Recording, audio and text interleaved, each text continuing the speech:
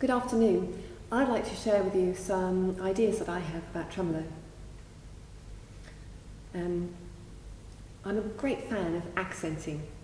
I like to accent because I think it results in great finger independence, and I think for tremolo you need good control and good independence of the fingers.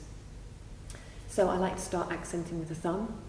What's really important is that you locate the string and push off it, or plant push off, rather than have a flying finger.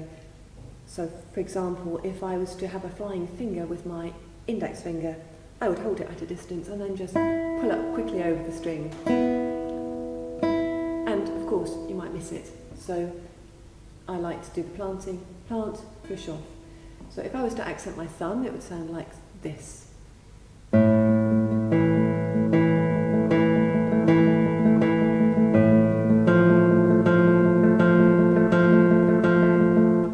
You can hear there's no phrasing, there's no musicianship, but I am listening to make sure those notes are really consistent in sound and really, really even. I'd probably play from that third section of recuerdos to the end, and then I would do the index finger. When I play with the index finger doing the accenting, then I go a little bit slower because it's a little bit more tricky.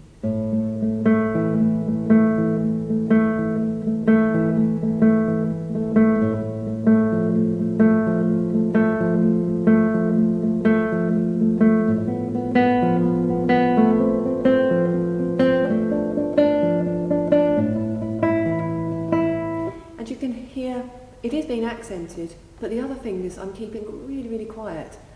And that's part of the skill, really, being able to do one thing with one finger and another thing with another finger. So, and then I go through each finger in turn, so middle finger next.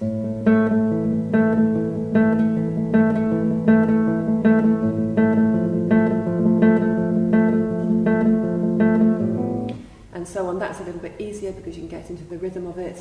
And you can see why I've picked Recuerdos del Alhambra, because the left hand doesn't actually do anything particularly to begin with.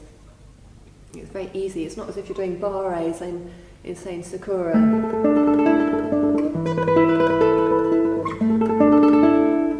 mean, that would be tiring, really, to practice your tremolo. So take something easy. But I like to not just do open strings, because if you just do open strings, then the string length just stays the same all the time. One thing I do like to do when I'm warming up maybe is to take a chromatic scale.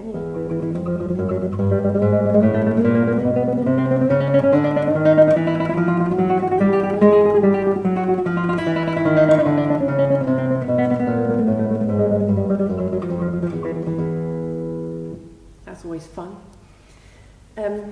So once I've done each finger in turn and accented in turn, always listening. And what I've talked about, I've been listening for the evenness and the consistency, but I'm also listening for legato. So, for example, I might, well, sometimes when I hear a tremolo, I hear this.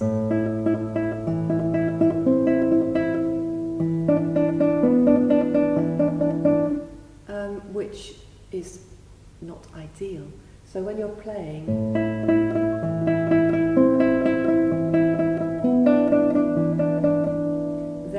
listen out for really long notes. So I have said plant the finger on the string, but it's kind of a really mini plant. You know, it's a mini plant and push, mini plant and push, mini plant and push.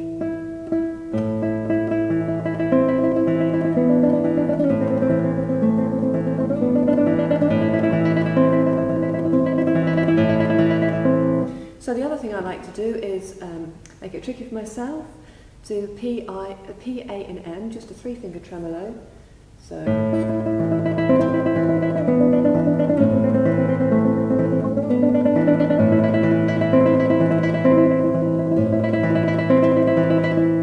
So that's without the index finger, and then I like to do it with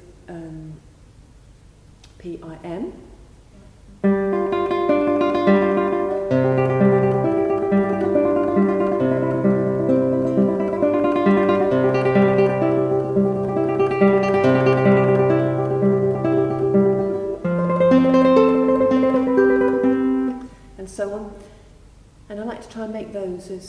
use the regular thumb, annular, middle, index.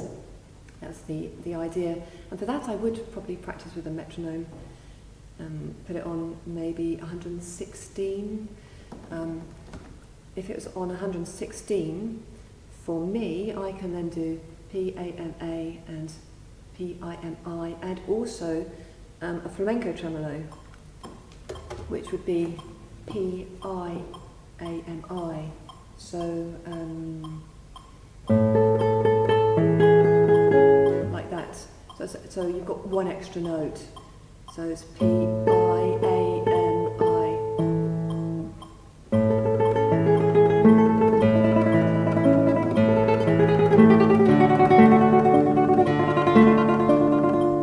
That kind of thing, I can't remember.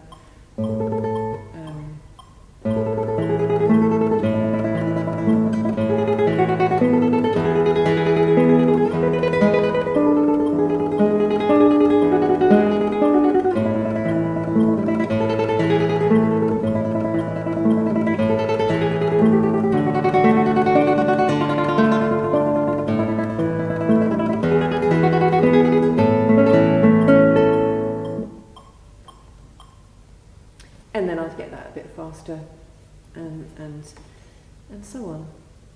So the other things I think which are important is having your nail shape just right, because if your nail clicks on the string when you put your finger down on the string, like if it clicks, well, you can imagine how many clicks that's going to be per minute.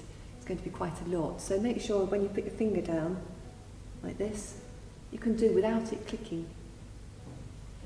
And you might need to get a nail file out to do that and polish it off with all the different types of papers.